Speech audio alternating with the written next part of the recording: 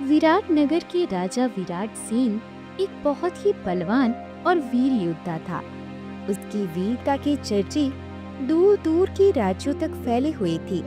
राजा विराट सेन की 4 बेटे थे और चारों राजकुमारों को जंगल में शिकार खेलना बहुत ही पसंद था और अक्सर वो शिकार खेलने के लिए जंगल जाया करती थी।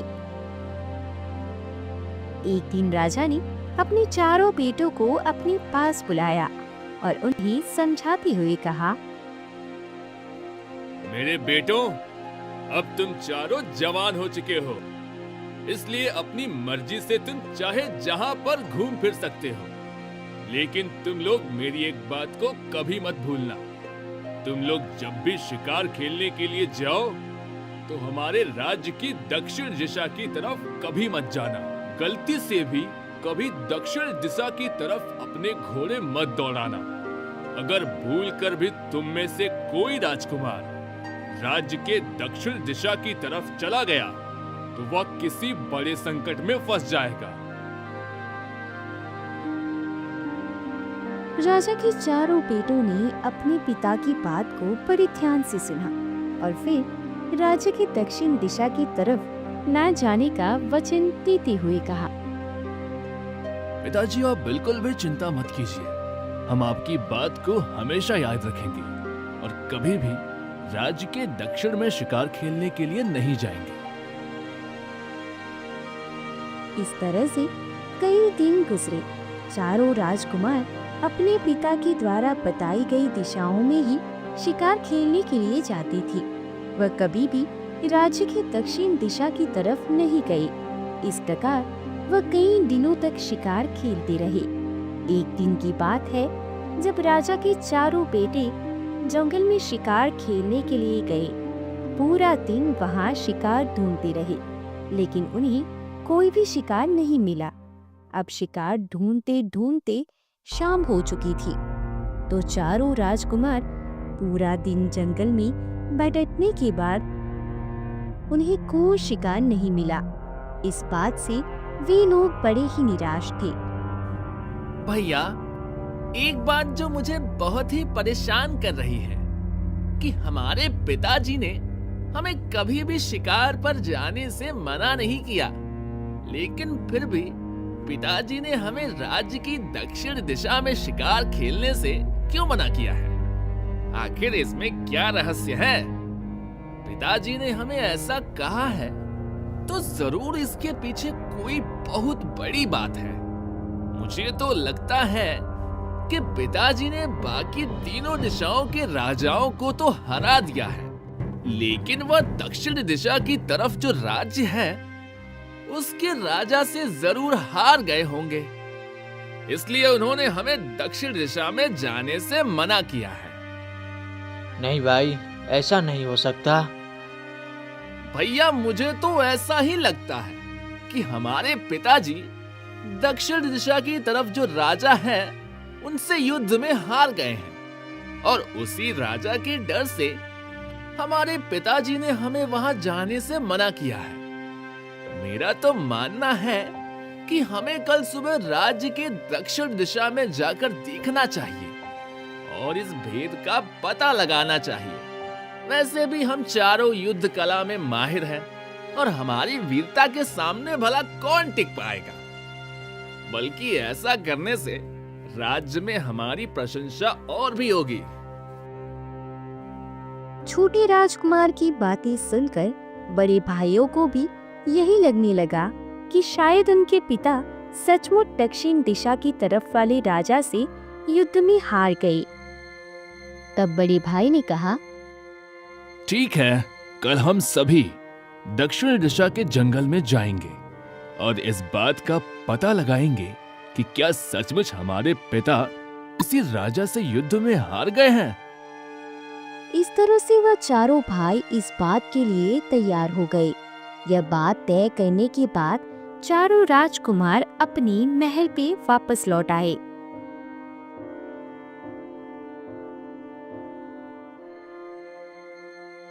अगले दिन जब सुबह हुई तो चारों राजकुमार अपने पिता से कहा, पिताजी आज शिकार करने के लिए हमारे कुछ मित्र भी आ रहे हैं, इसलिए हमें लौटने में कुछ देर हो जाएगी।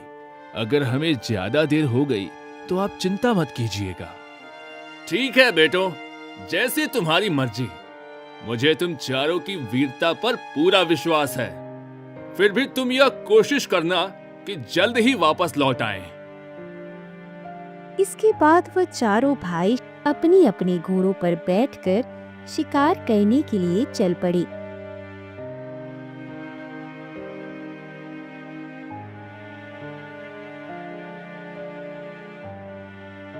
वह चारों भाई राज्य की दक्षिण दिशा की तरफ जा रहे थे। कुछ देर तक चलने के बाद वह अपने राज्य की सीमा से बाहर आ चुके थे। राज्य की सीमा पार करने के बाद चारों राजकुमारों ने अपने साथ लाए हुए घोड़े वहीं पर छोड़ दिए। वह आगे की तरफ बढ़ने लगे।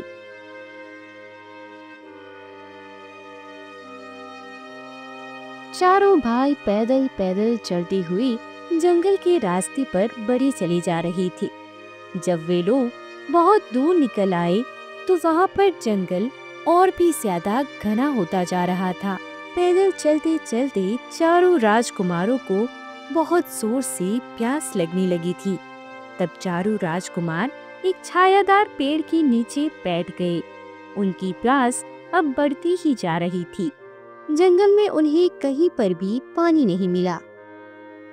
इधर धीरे धीरे सूरज ढल चुका था। जंगल में बहुत ही अंधेरा हो गया था। तब छोटा राजकुमार उस पेड़ पर चढ़ गया।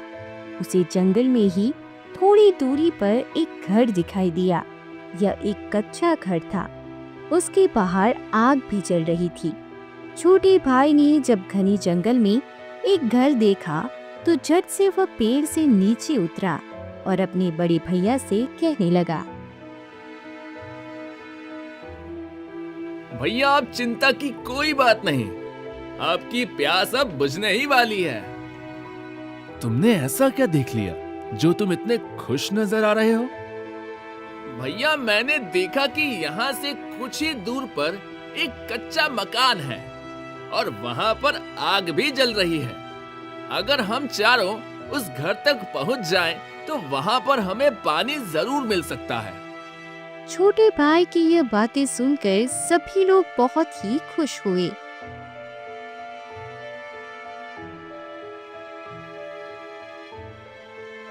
अब वह चारों उस जगह पर पहुंच गए जहां पर वह कच्चा घर बना हुआ था। उस घर के बाहर एक कुआं भी दिखाई दे रहा था। कुएं को देखकर चारों भाई खुशी से उछलने लगे। जब उन्होंने कुएं के अंदर झांका तो देखा कि कुआं पानी से भरा हुआ था, मगर पानी बहुत ही नीचे था। कुएं के पास एक बाल्टी रखी हुई थी, मगर उस बाल्टी में रस्सी नहीं थी। अब वे चारों सोचने लगे, भाई पानी तो मिल गया है, लेकिन बिना रस्सी के पानी कैसे निकालेंगे? और अगर जल्दी ही हमें पानी ना मिला तो हम प्यास से यहीं मर जाएंगे। मैं जाकर घर में पूछता हूँ, यहाँ कोई ना कोई तो रहता होगा। जब घर के बाहर कुआं है तो जरूर घर के अंदर रस्सी भी होगी। ठीक है, तुम जल्दी से जाओ और उस घर में से रस्सी लेकर आओ। बाकी तीनों भाई वहीं कुएं के पास रुक गए और छोटा भाई रस्सी लेने के लिए उस घर के दरवाजे पर गया। घर के दरवाजे पर पहुंचकर उसने जोर से आवाज लगाई, क्या इस घर में कोई रहता है? तो हमें रस्सी दे दीजिए ताकि हम कुएं से पानी निकालकर पी सकें। जैसे ही छोटे भाई ने आवाज लगाई तो घर के अंदर से एक बहुत ही सुंदर लड़की निकली। राजकुमार ने उस लड़की से विनती की, सुनिए, हम चारों भाई प्यास के मारे बहुत ही व्याकुल हैं। मेरे बाकी भाई इस समय उस कुएं के पास बैठे हैं। आप मेहरबानी करके हमें एक रस्सी दे दीजिए ताकि हम पानी पी सकें। वह लड़की बहुत ही सुंदर थी और छोटा राजकुमार भी बहुत ही रूपवान था। लड़की राजकुमार को देखते ही उस पर मोहित हो गई और मन में सोचने लगी, आज तो घर बैठे ही राजकुमार चला आया है। इस खूबसूरत नौजवान को तो मैं अपना पति बनाऊंगी। वह लड़की दरवाजे पर खड़ी खड़ी राजकुमार को देखती ही रह गई। राजकुमार ने कहा, आप किस सोच में पड़ गई?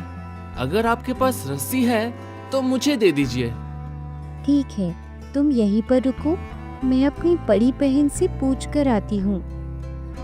ये कहते हुए वह लड़की घर के अंदर चली गई और अपनी बड़ी बहन से कहने लगी, बहन, एक नौजवान आया है जो देखने में कोई राजकुमार सा लगता है।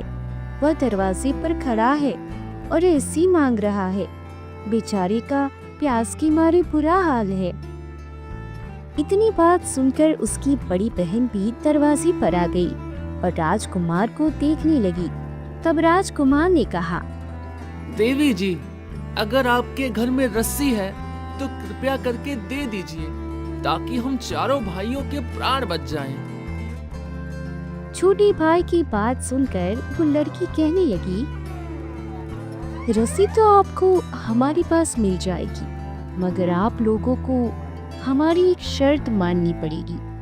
अगर उस शर्त को आपने पूरा कर दिया तो हम आपको रस्सी जरूर देंगे, और रस्सी ही नहीं बल्कि हम खुद आपको पानी पिलाएंगे और हमारे घर में आराम करने के लिए भी आपको चारपाई देंगे।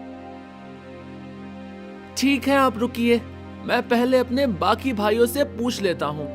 वह जैसा कहेंगे हम सब वैसा ही करेंगे।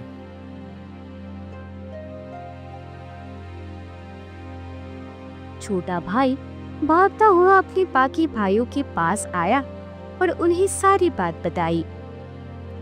भाइयों, पानी तो हमें पीने को मिल जाएगा, मगर उन लड़कियों की कुछ शर्तें हैं, क्योंकि उन्होंने कहा है कि अगर हम उनकी शर्तें मान लेते हैं तो हमें पानी भी पीने को मिलेगा और खाना भी मिलेगा और आराम करने के लिए बिस्तर भी मिलेगा।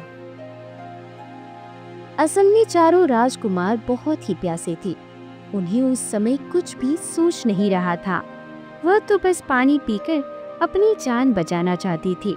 बड़े भाई ने कहा, ठीक है भाई, हमें पानी पीने को मिल जाए, हम उनकी किसी भी शर्त को मानने को तैयार हैं।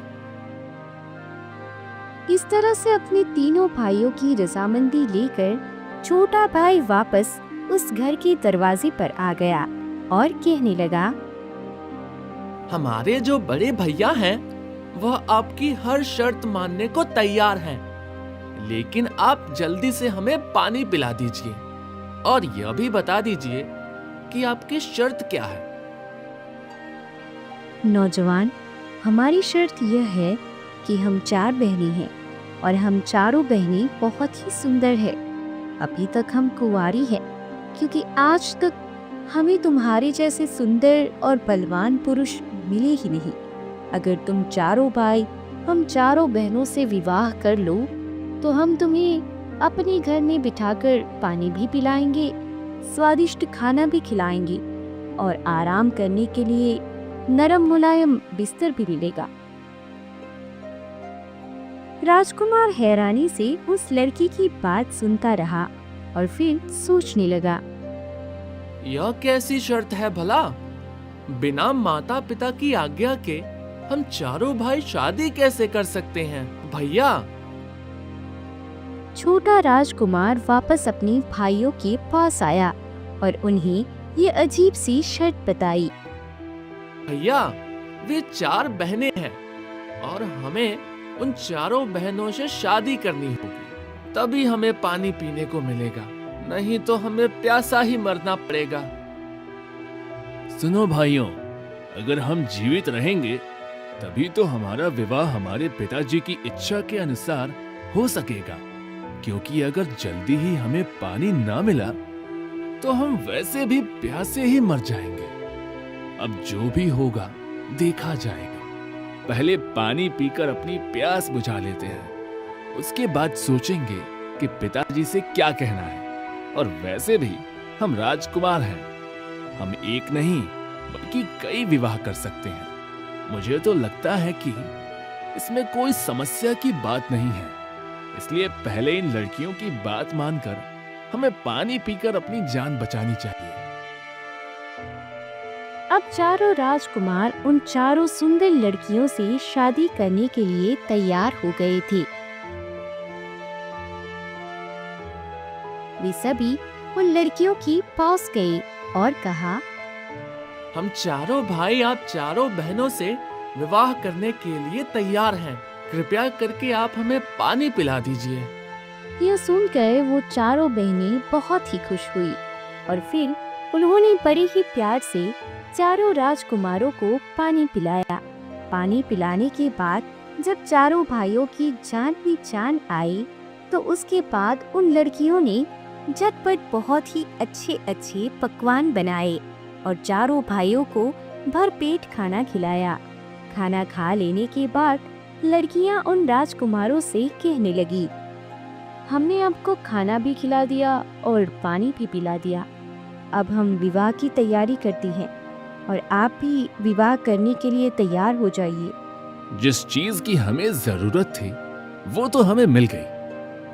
अब अगर हम इनकी कोई शर्त ना भी माने तो यह लड़कियां हमारा क्या बिगाड़ सकती हैं। हम चारों इतने बलवान हैं कि इन कोमल लड़कियों को आसानी से उठाकर पटक देंगे। सुनो लड़कियों, हमें तुमसे कोई विवाह नहीं करना। हमने तो पानी पीने के लिए तुम्हें ऐसा कहा था। असल बात तो यह है कि अपने पिता से बिना पूछे हम तुमसे विवाह नहीं कर सकते। अब हम यहाँ से जा रहे हैं। उन राजकुमारों की ऐसी बातें सुनकर वो लड़कियां जोर जोर से रोने लगी। तभी एक दूसरे कमरे का दरवाजा खुला और वहाँ से एक बुढ़िया आती हुई दिखाई दी। वह कहने लगी, क्या हुआ मेरी बच्चियों, तुम इस तरह से रो क्यों रही हो? अम्मा, यह चारों राजकुमार हमसे शादी करने को तैयार थे, परंतु अब यह हमें धोखा दे रहे हैं, शादी करने से साफ मना कर रहे हैं।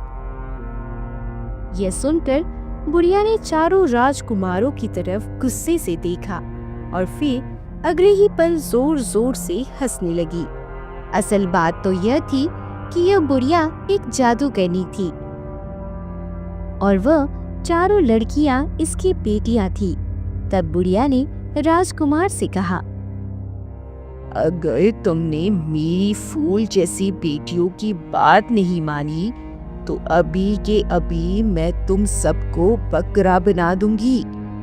यह कहते हुए बुढ़िया जादूगरनी ने हवा में अपना हाथ घुमाया और कुछ मंत्र बुदबुदाने लगी और फिर सबसे बड़े राजकुमार की तरफ इशारा करते हुए उसने अपना हाथ घुमाया।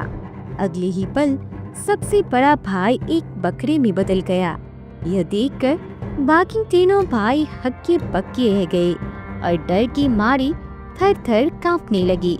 उनकी सारी बहादुरी दरी की धरी रह गई। जादूगरनी ने कहा, सुनो लड़कों, अगर तुमने एक पल की भी देरी की तो मैं तुम सबको हमेशा के लिए बकरा बना दूंगी। इसलिए तुम्हारी भलाई इसी में है कि जैसा मेरी बेटियां कहती है वैसा ही करो। अब राजकुमार ये समझ चुके थे कि वह किसी दुष्ट जादूगरनी के चंगुल में फंस चुके हैं। उन्हें यही लग रहा था कि अब जादूगरनी की बात मानने में ही भलाई है। अम्मा जी ठीक है, हम आपकी बेटियों से शादी करने को तैयार हैं, परंतु आप हमारे बड़े भैया को फिर से इंसान बना दीजिए। छोटे भाई की ऐसी विनती सुनकर जादूगरनी ने बड़े भाई को फिर से बकरे से इंसान बना दिया। सुनो देवियों, हम चारों भाई हैं, आपसे शादी करने को तैयार हैं, हमें माफ कर दीजिए। फिर उन चारों भाइयों का विवाह उन 4 लड़कियों से हो गया। बूढ़ी जादूगरनी ने उन चारों भाइयों को धमकाते हुए कहा, सुनो लड़को, अगर तुमने कभी गलती से भी इस जंगल को पार करने की कोशिश की तो मैं तुम्हें हमेशा के लिए बकरा बना दूंगी। फिर चारों राजकुमार अब अपनी पत्नियों के साथ वहीं पर रहने लगे।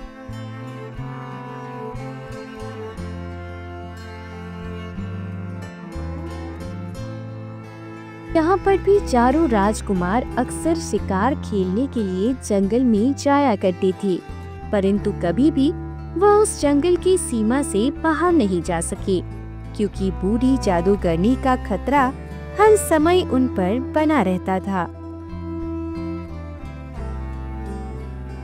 भाई आखिर तुम्हें हो क्या गया है? तुम्हारी तबीयत तो खराब नहीं है? हमें यहाँ पर इतना स्वादिष्ट भोजन मिलता है, उसके बाद भी तुम सूखते ही जा रहे हो। क्या तुम्हें कोई तकलीफ है? भैया, मेरी पत्नी मुझे प्यार से खाना नहीं खिलाती है। जब भी उसके साथ खाना खाने के लिए बैठता हूँ तो वह दूसरी तरफ मुंह करके रोना शुरू कर देती है, और फिर उसे रोता हुआ देखकर मुझसे खाना खाया नहीं जाता और मैं भूखा ही रह जाता हूँ। वह मुझे इसका कारण भी नहीं बताती। इस बात के पीछे जरूर कोई ना कोई वजह तो होगी। भला वह तुम्हें खाना खिलाते समय ऐसे ही क्यों रोएंगी? तुम्हें उससे पूछना चाहिए कि आखिर बात क्या है। भैया, मैंने 1000 बार उससे पूछा कि वह क्यों रोती है, परंतु वह कहती है कि बस मेरी आदत है, और कोई ना कोई बहाना बनाकर वो बात को टाल देती है। भैया, इसीलिए मैं दुबला पतला होता जा रहा हूँ। दूसरा कारण यह है कि मुझे अपने घर की भी बहुत याद आती है। माँ और पिताजी की याद आने की वजह से मैं बहुत ही उदास रहता हूँ।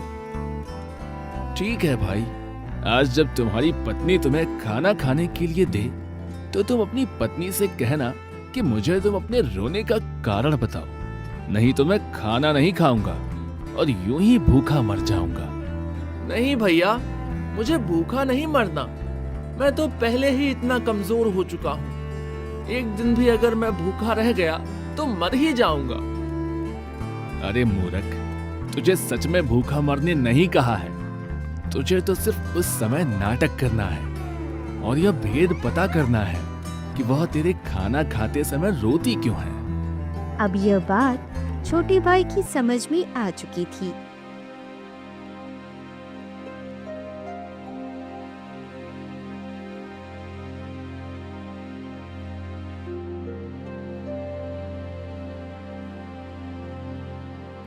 उस दिन जब रात हुई तो छोटे भाई की पत्नी उसके लिए खाना लेकर आई। जैसे ही छोटे भाई ने खाना खाना शुरू किया तो उसकी पत्नी दूसरी तरफ मुंह करके रोने लगी। तब छोटे भाई ने पूछा,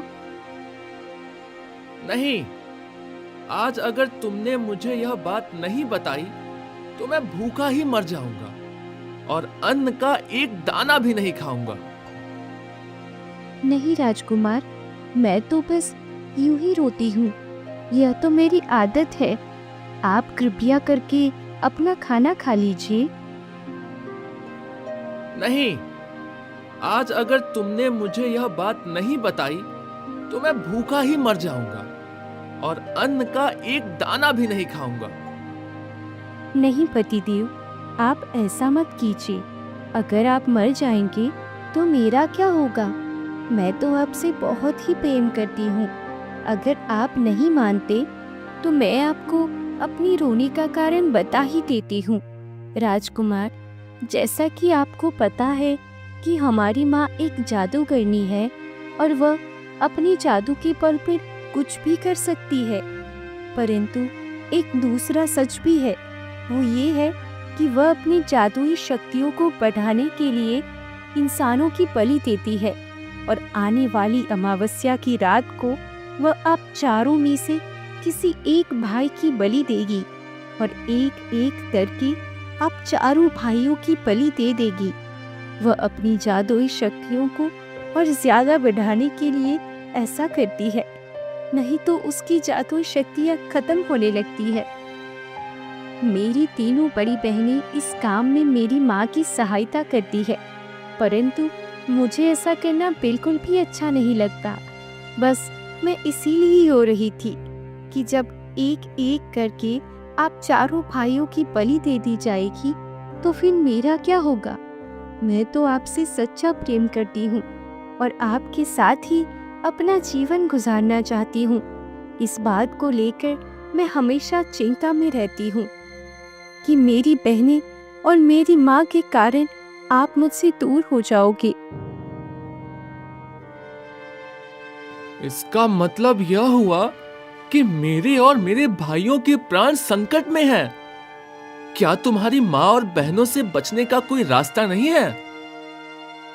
मैं आपको और आपके भाइयों को अपनी बहनों और माँ से बचा सकती हूँ, परंतु इसके लिए मेरी एक शर्त है और आप चारों भाइयों को मेरी वह शर्त माननी होगी। अगर आप मेरा साथ देने को तैयार हो तो आप सभी को मरने से मैं बचा सकती हूँ। ठीक है प्रिय, मैं अपने भाइयों से पूछ कर आता हूँ कि अगर वह लोग भी तुम्हारी शर्त मानने को तैयार होंगे तो फिर मैं आके तुम्हें बताऊंगा।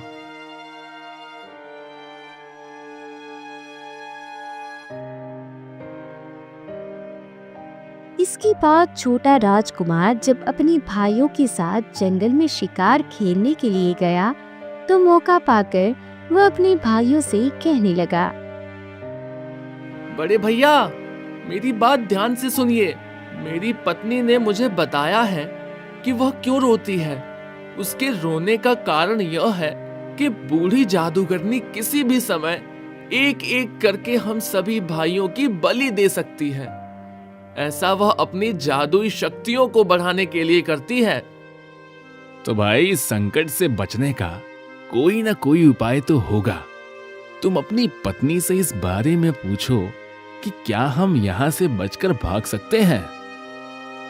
मैंने अपनी पत्नी से पूछ लिया है। उसने बताया कि वह हम लोगों को मरने से बचा सकती है। भाई, तो उस दिन भी एक शर्त लेकर आया था और तेरी उस शर्त के कारण आज हम इतनी बड़ी मुसीबत में फंस गए और आज फिर से तू एक शर्त लेकर आया है। जा जाकर कह दे अपनी पत्नी से कि हमें उसकी कोई शर्त मंजूर नहीं है। अरे भाइयों, यह समय आपस में झगड़ा करने का नहीं है। अगर वह लड़की हमारी जान बचा सकती है तो हमें उसकी शर्त मान लेनी चाहिए। छोटे भाई, हम तुम्हारी पत्नी की हर शर्त मानने को तैयार हैं और अपनी पत्नी से कह दो कि वह हम सबकी जान बचा ले।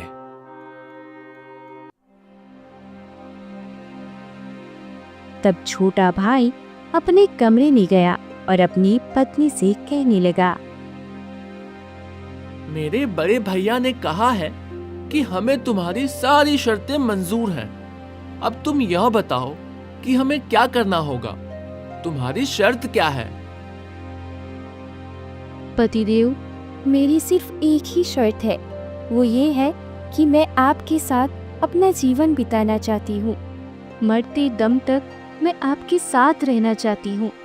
इसीलिए आपको अपने साथ साथ मेरे प्राणों की भी रक्षा करनी होगी। बस यही मेरी शर्त है। प्रिय, अगर तुम मेरी जान बचा रही हो और अपनी बहनों के साथ धोखा कर रही हो तो तुम्हारे प्राणों की रक्षा हम जरूर करेंगे। तुम बस मुझे यह बताओ कि हमें करना क्या है। आप लोग जब अगली बार जंगल में शिकार खेलने के लिए जाएं, तो आप चारों राजकुमार एक साथ जाइएगा और फिर आप लोगों को वहां जंगल में जाकर अपने आप को घायल करना होगा।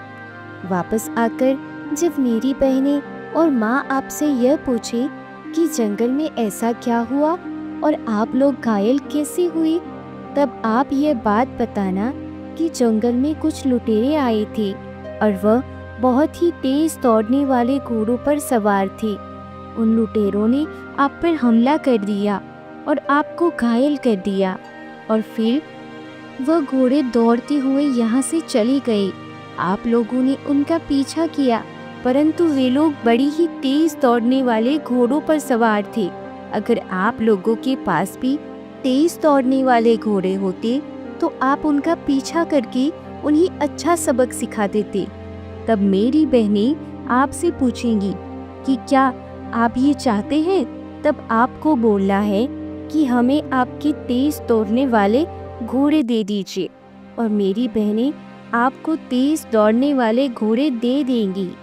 और वे घोड़े कोई साधारण घोड़े नहीं हैं, वे ऐसे घोड़े हैं जो पलक झपकते ही आपको इस जंगल से पार लगा देंगी, और मेरी माँ को इतना समय ही नहीं मिलेगा कि वो आप लोगों को अपनी जादू के बल पर रोक पाए, क्योंकि वो कोई साधारण घोड़े नहीं है। अगर आप लोग एक बार जंगल से बाहर निकल गए तो आप पर मेरी माँ का जादू का कोई असर नहीं होगा, क्योंकि उसका जादू इस जंगल की सीमा तक ही है। इसके बाहर इसके जादू का कोई असर नहीं है। जंगल की सीमा से बाहर उसकी कोई शक्ति काम नहीं करती। अगर आपने एक बार ये जंगल को पार कर लिया तो मेरी माँ और मेरी बहन आपका कुछ भी नहीं बिगाड़ पाएगी। इस तरह से आपके प्राण बच जाएंगे। छोटे भाई को अपनी पत्नी की बात समझ में आ गई।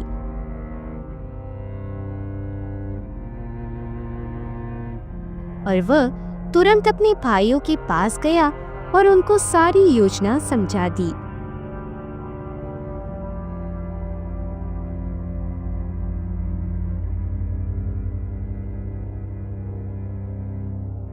अगले दिन वे चारों राजकुमार शिकार खेलने के बहाने से जंगल में चले गए। जंगल में जाकर उन्होंने एक दूसरे को घायल किया।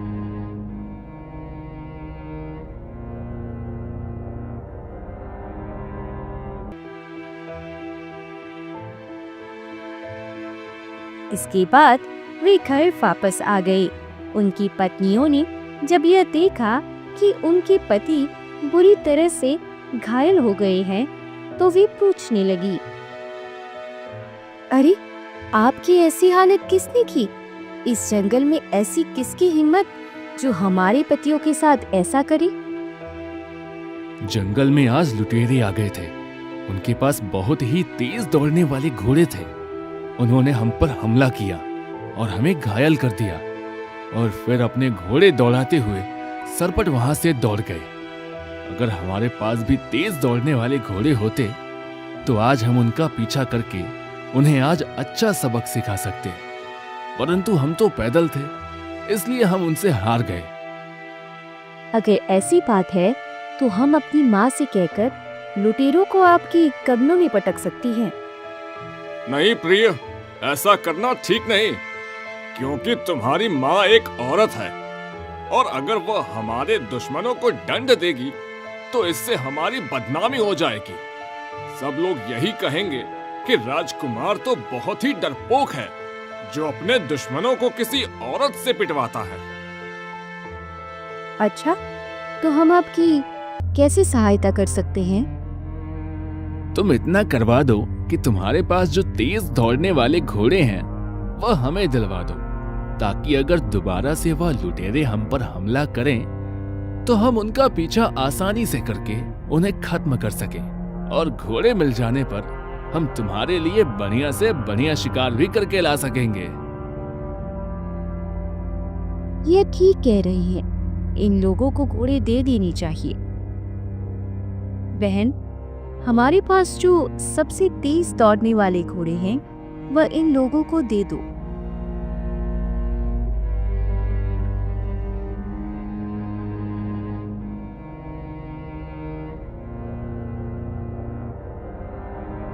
तब सबसे छोटी बहन चारों राजकुमारों को लेकर अस्तबल में गई और उन्हें सबसे तेज दौड़ने वाले घोड़े दे दिए।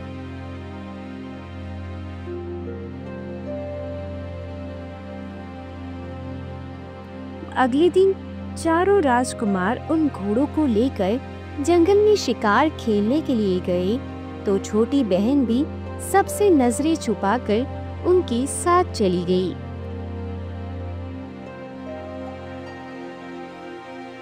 जंगल में पहुंचकर छोटे भाई ने अपनी पत्नी को घोड़े पर बिठाया और फिर चारों भाइयों ने घोड़े को एड़ लगा दी। घोड़े हवा की रफ्तार से दौड़ने लगे और पलक झपकते ही वे लोग उस जंगल की सीमा से बाहर चले गए।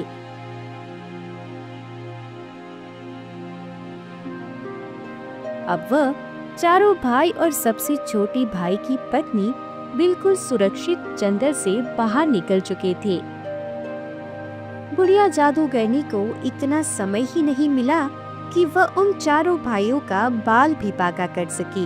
चारों भाई बहुत ही खुश थे और वे सुरक्षित अपने राज्य को वापस लौट गए।